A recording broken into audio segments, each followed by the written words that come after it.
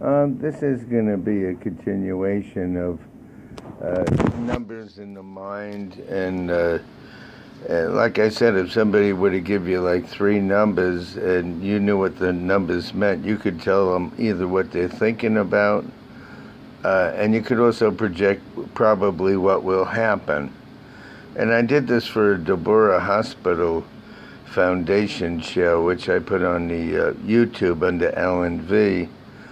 And there was one lady that thought I was trying to guess the numbers she had, but the gentleman gave me his numbers, and I evaluated it based on the system that I'm going to be going over right now. And this is an advanced study, but once you get the hang of the numbers and the cycles and how this is used and the concepts, you can apply this to pinnacles and challenges. When you take the pinnacle, someone's achievement, day and month of birth, and add it to the current year and break it into the pinnacles and challenges, you would be surprised at the people and events that it shows in advance of them happening. And likewise, if you do the abracadabra, which I hope to go into more detail, but I'll assume at that point somebody went over all these numbers in the mind and mental mind reading and whatever, and that they have some kind of knowledge of this, and then we can go on and learn something that is really amazing.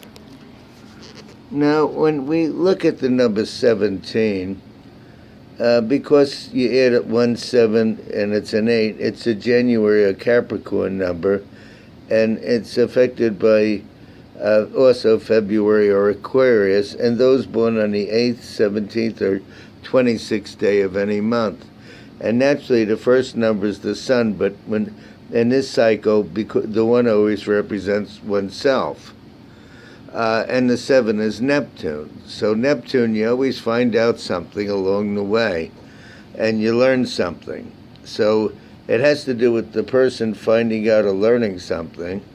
And the Kabbalah says that the 17th is one who met and overcome the trials and tribulations of their life and career. In the Kaishi scale, it's a number of research or learning, and sometimes it relates to water or water places or people associated with water places.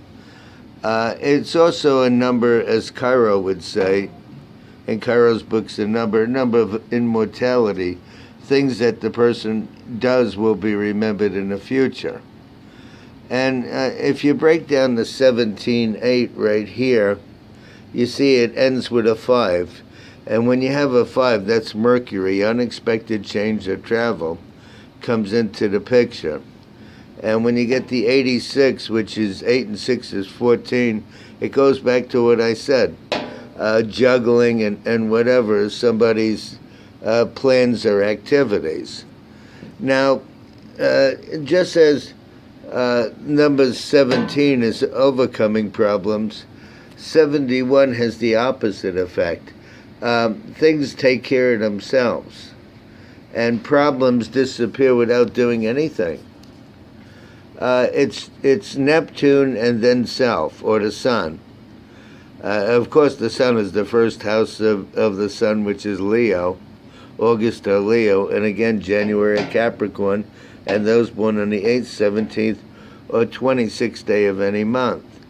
And like I said, the 71 things take care of themselves. But look at 7, 1, it equals 8, and we go, that's 9 and 8. Remember, we're bringing it to its lowest number by addition.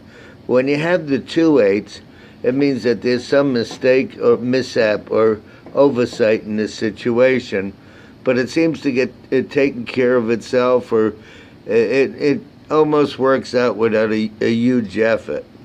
So it's a good way of looking at it. Now, if we go to the number 18, of course it becomes 1 and 8 is 9, and it's an 18-9.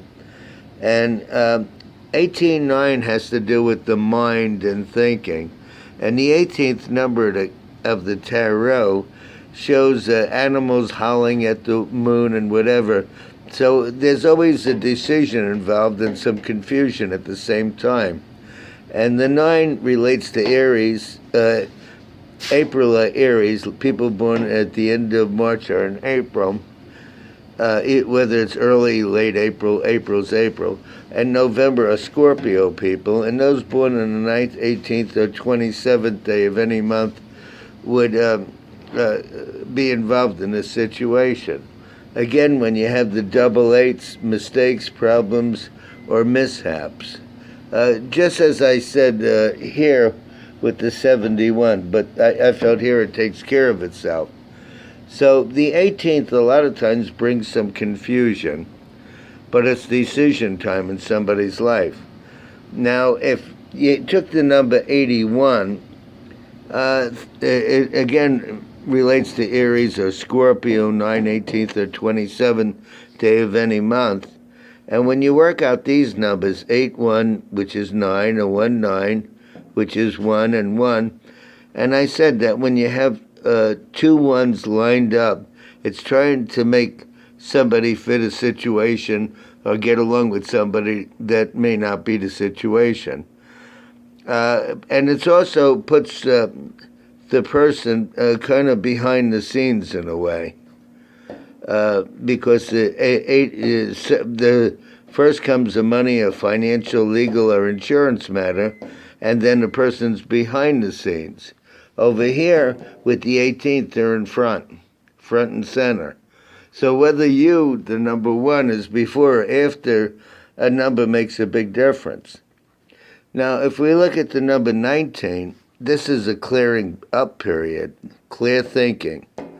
And it relates to August or Leo people, the first house of the sun, or February or Aquarius.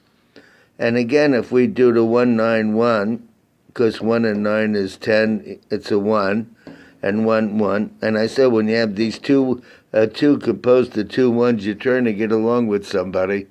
But this is a time that things clear up. And because the moon's at the bottom of the triangle, you might feel a little confused or sacrificed in some way or very emotional about things. But it puts somebody in front of the public because it's 1 in front of 9, which is Mars. So you have the Sun, Mars.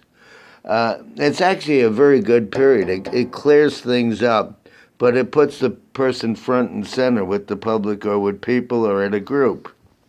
Now, if you had the 9-1, see, I'm reversing the numbers, the person's behind the scenes.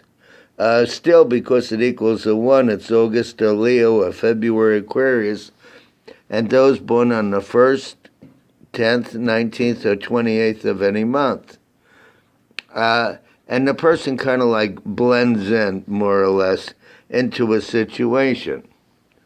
Now, when you talk about the number 20, in the tarot, the 20th card is the awakening. It brings new plans for the future, but it involves waiting and patience. Now, the number 20, you go 2 plus 0 equals 2, and you bring the 2 down, and 2, you're reducing by addition, or you're bringing it to its lowest number. Remember, we're not subtracting. And you have a 4 at the bottom. 22 usually relates to somebody that realizes their mistakes, but there's nothing they can do about it. And it sometimes brings separations of people or places or people and places. And because it has a 4 on the bottom, which is Uranus, the planet Uranus, it's a little oppositional. Uranus is always oppositional. Now, I went over this, I believe, before, but the number 21 is success after a struggle. It's almost like the 17, which is one who has met and overcome the trials and tribulations of his life or career. But the 21, it's more like success after a struggle, and it's a very spiritual type of period as well, because the 21st letter of the alphabet is a U, and that's a spiritual awakening.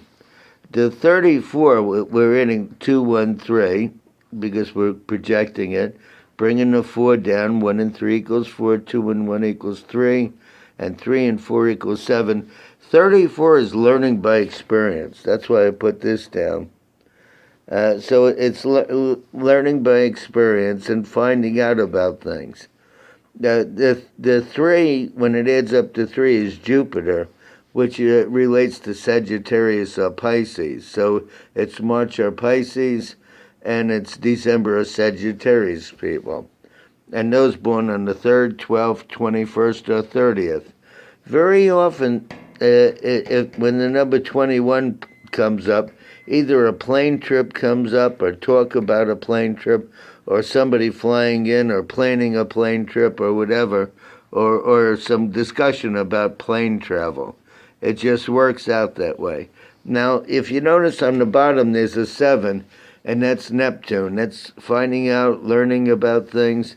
And like I said, the 21's a very spiritual letter. It's a real spiritual awakening, and it's a person that realizes that they'll only succeed if they're more spiritual in their life.